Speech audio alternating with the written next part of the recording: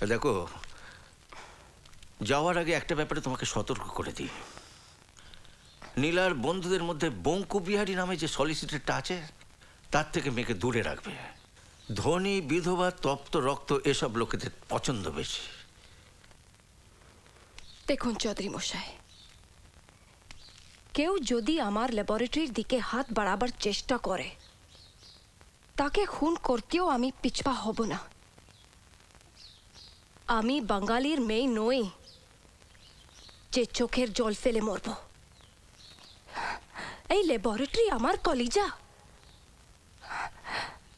আমি এর জন্য প্রাণ দিতেও পারি, নিতেও পারি।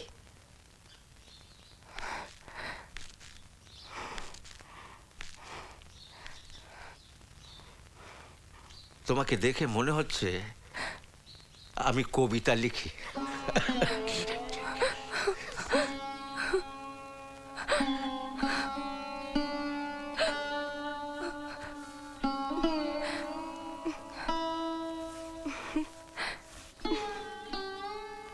সংসারে কোনো বন্ধনই তো চিরস্থায়ী নয়, এও মুহূর্তের জন্যে।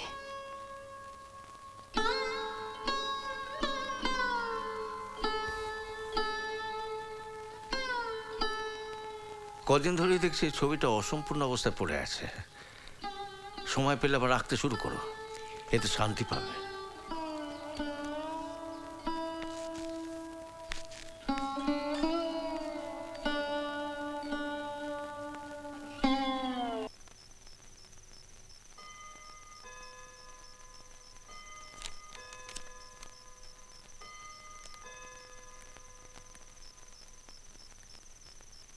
কি ঠিক করলি তুই?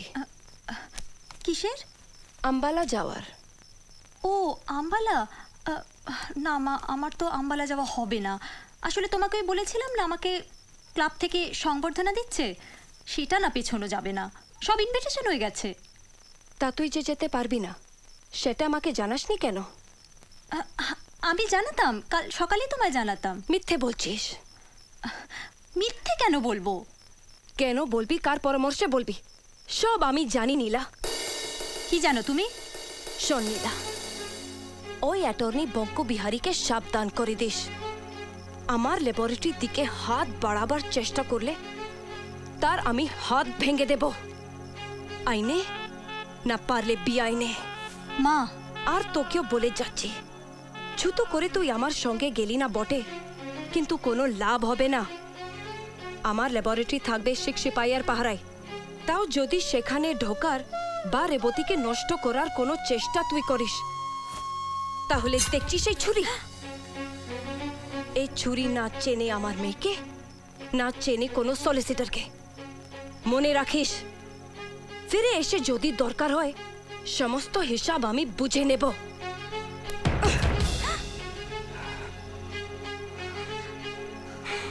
স্বপ্ন মদির নেশায় মেশা এই উন্মত্ততা জাগায় দেহে মনে